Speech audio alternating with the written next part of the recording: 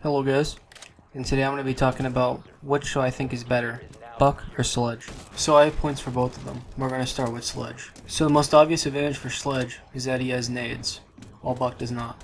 This allows you to destroy many different things such as Meister Cam, shields, and even castles if you don't want to get up to the castle and just sledge it. I'd also like to point out that he has very consistent holes whenever he's sledging the floor, compared to Buck whose holes might be hard to see through. I'd also like to point out that he has a very good secondary and a very easy to use primary that doesn't have that much recoil. Now you might be saying the LA will be hard to play vertical because sometimes you're a little bit too close to the person you're trying to play vertical on.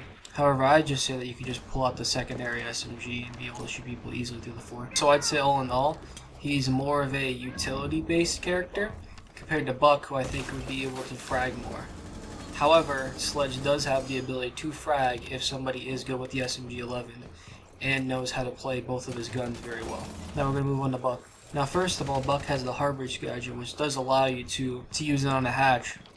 And also, you obviously do have your own sock breaching capability, which does mean he's more versatile. Which means you don't have to rely on a hard breach op surviving the entire round.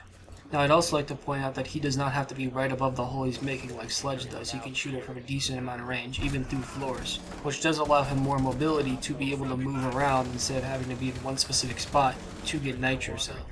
Buck is able to move around a lot, however you also have to worry about the fact that people might accidentally nitro cell you, compared to Sledge who will just throw it directly on top of where the hole is. I'd also like to point out that Buck has a very good gun.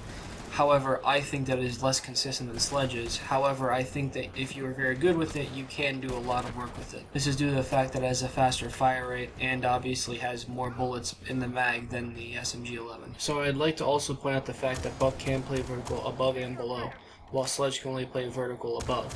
Now, I don't think that this is always very important because of the fact that you usually don't play vertical from below, you usually play vertical from above. I think it is very important that you make sure you know what you're going to try to accomplish in a round when you're playing vertical, if you're either going to go above or below.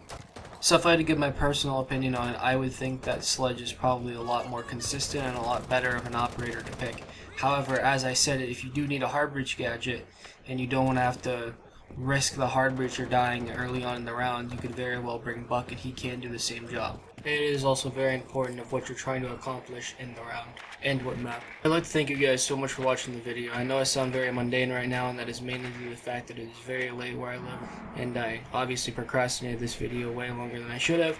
However, I also try to make a lot more videos about this type of topic and also other topics that I may have. If you guys like to subscribe, I'd really appreciate it. And if you guys have any more ideas for videos I'd like to make that are more based on the strategic side of Siege, I will go ahead and try to make them and try to respond to your comments and try to increase your guys' strategic knowledge of the game. So thank you guys so much for watching, and I'll see you next video.